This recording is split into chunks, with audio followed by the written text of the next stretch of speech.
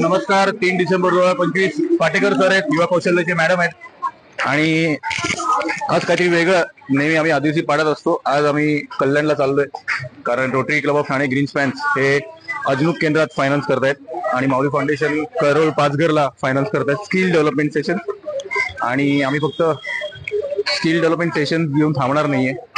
आमचा मेन मुद्दा आहे रोजगार.